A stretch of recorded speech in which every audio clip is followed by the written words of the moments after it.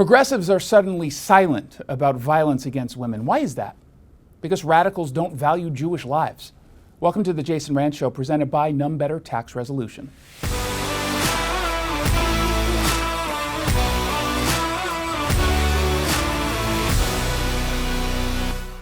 Hamas brutally raped and murdered Jews on October 7th as part of their terrorist attack. And yet women's groups are silent. Progressive politicians who proudly forwarded the Me Too movement, even against innocent men, they won't say anything. And when they do, they disgrace themselves. Seattle Congresswoman Pramila Jayapal did just that on CNN. Generally speaking, they're quick to defend women's rights and speak out against using rape as a weapon of war, but downright silent on what we saw on October 7th and what might be happening inside Gaza right now to these hostages. Why is that? I mean, I don't know that that's true. I think we always talk about the impact of war on women in particular. In fact, I remember 20 years ago I did a petition around the war in Iraq. Have you talked about it since October 7th? Absolutely. And I've condemned what Hamas has done. I've condemned all of the actions. Absolutely. The rape, of course. Now, Pramila Jayapal says she, of course, has condemned rape by Hamas. And her example is women being mistreated in Iraq 20 years ago. That's her example. Now, she claims she condemned Hamas using rape, only she actually hasn't. I went back, I checked. I checked her X account, her press releases, her interviews, and she never once even mentions sexual violence against Jews. And when I asked her office to point to one statement, they didn't respond. But then she makes this disgusting comment to CNN. With respect, I was just asking about the women, and you turned it back to Israel.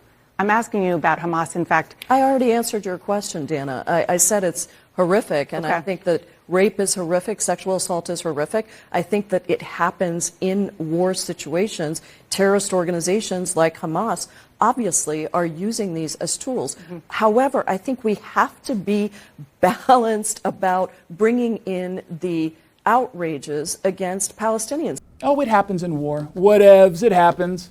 We have to be balanced when discussing rape. Really? Do we? She's not even being balanced. For every time she offers even tepid criticism of Hamas, it is always followed by one of two words. But, however, one of those words, followed by anti-Israel rhetoric. Look it up every single time. So what explains this kind of response? Anti-Semitism. There's been an alarming trend coming from folks, especially online.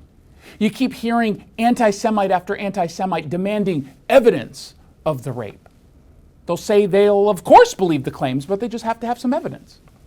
Now, if we were to pretend that these calls are made in good faith, you might think there's no evidence whatsoever, which is precisely what they want you to think, that Israel is lying to you in order to commit genocide against Palestinians, because you know those shifty Jews lie all the time, right?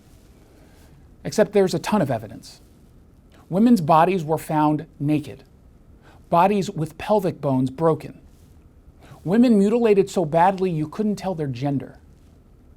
There are medical examiners and first responders with their findings.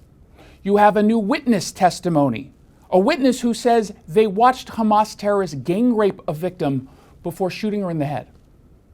And then you have actual video taken by Hamas. What more could they need? We could resurrect a victim from the grave and have her testify, and these same people will say that they were coached by Israel to lie. There's no amount of evidence that will ever satisfy these people, because it's not about evidence. They don't care about the evidence. They don't see Jewish women as human, and they never will. They don't care about rape here because they don't care about the victims. They committed the crime of being Jewish. Jason Rantz here with Greg Nunn, your local tax expert and advocate. Greg, thank you so much for coming on. Hey, Jason, great to be with you again and talk about these tax issues. So some folks out there have the IRS calling them nonstop or even coming to their door. What do you recommend they do?